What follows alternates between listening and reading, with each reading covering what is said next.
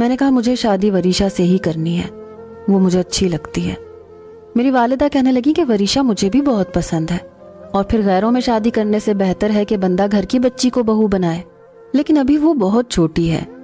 میں نے کہا میں کون سا رخصتی کی ضد کر رہا ہوں، صرف نکاح کا کہہ رہا ہوں، مجھے اس سے صرف نکاح کرنا ہے، کیونکہ میں جانتا ہوں ترکی جاؤں گا تو 5 سال سے پہلے واپس نہیں لوٹ پاؤں گا، اس لیے میں چاہتا ہوں کہ ایک مضبوط رشتہ ہمارے درمیان قائم ہو جائے، یہ نہ ہو کہ چچا بعد میں اس کی شادی کسی اور کے ساتھ کر دیں۔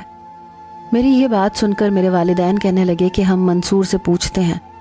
میں نے کہا آپ نے پوچھنا نہیں ہے، آپ نے انہیں اس بات پر راضی کرنا ہے۔ اور پھر یہی ہوا۔ چچی تو ویسے ہی مجھے بہت پسند کرتی تھی، اور صرف نکاح پر کسی کو بھی زیادہ اعتراض نہیں ہوا سوائے وریشا کے۔ وہ بار بار اپنی والدہ سے یہی کہے جا رہی تھی کہ مجھے عمیر بھائی سے ڈر لگتا ہے، میں ان کے ساتھ نکاح نہیں کروں گی۔ لیکن میرا سامنے ایک بہت بڑا برائٹ فیوچر تھا جس پر میرے چچا چچی کی بھی نظر تھی، اس لیے انہوں نے وریشا کو بچی سمجھ کر اس کی بات کو اہمیت نہیں دی۔ میرا نکاح اس سے ہو چکا تھا، کچھ ہی دنوں میں میں ترکی بھی چلا گیا۔ اب نہ تو میرے وہ جذبات رہے، نہ ہی میں لڑکپن کی عمر میں تھا۔ وقت گزرنے کے ساتھ ساتھ ایک میچیورٹی آ چکی تھی۔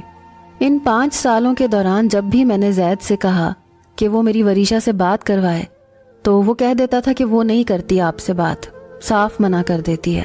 1 سال ہو گیا تھا میں نے اسے نہیں دیکھا تھا۔ میں چاہتا تھا کہ وہ ویڈیو کال پر مجھ سے بات کرے، لیکن وہ تو میرا نام سن کر ہی گھبرانے لگتی تھی۔ ایک بار میں نے گھر کے نمبر پر PTCL پر فون کیا، فون وریشا نے اٹھایا۔ شاید اسے پتا نہیں تھا کہ میں نے کال کی ہے، ورنہ شاید کبھی نہ اٹھاتی۔ اس کی آواز سن کر میرے چہرے پر مسکراہٹ سی آ گئی۔ کہنے لگی کون بول رہے ہیں؟ میں نے کہا تم نہیں جانتی میں کون بول رہا ہوں۔ اس نے مجھے پہچانا نہیں۔ کہنے لگی پتہ نہیں آپ کون بول رہے ہیں۔ میں نے کہا یہاں آ کر تمہیں بڑے اچھے طریقے سے بتاؤں گا کہ میں کون بول رہا ہوں۔ میرے لہجے کو سن کر شاید وہ پہچان گئی۔ فوراً سے فون بند ہو گیا۔ میں کہتا رہ گیا کہ وریشا فون بند مت کرنا، مجھے تم سے بات کرنی ہے، لیکن اس نے فون بند کر دیا تھا۔ مجھے بڑا غصہ آیا۔ میں نے فوراً سے زید کو فون کیا۔ میں نے کہا ابھی کہ ابھی وریشا کے پاس جاؤ اور اسے یہ فون پکڑاؤ، اسے کہو کہ بھائی بہت غصے میں ہے، اگر تم نے بات نہیں کی تو وہ واپس پاکستان آ جائیں گے۔ میری بات سن کر زید ہنسنے لگا، فون لے کر وریشا کے کمرے میں چلا گیا۔ فون ہولڈ پر تھا۔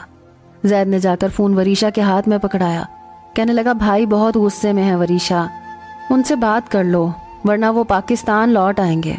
یہ سن کر وہ کہنے لگی کیا مصیبت ہے تمہیں زید، مجھے نہیں کرنی بات۔ کہنے لگا فون ہولڈ پر ہے، تمہاری ساری آوازیں جا رہی ہیں، جلدی سے بات کرو نا، یہ نہ ہو وہ فون سے ہی باہر آ جائیں اور تمہارا گلا دبا دیں۔ یہ کہہ کر شاید زید کمرے سے جا چکا تھا، کیونکہ کمرے کے دروازے کے بند ہونے کی آواز آئی۔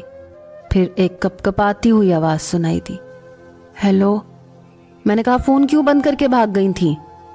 کہنے لگی وہ بھاگی نہیں تھی، وہ کھانا بنا رہی تھی، اس لیے کچن میں جانا تھا۔ وہ بے حد خوف زدہ تھی، وہی ڈرا سہما لہجہ۔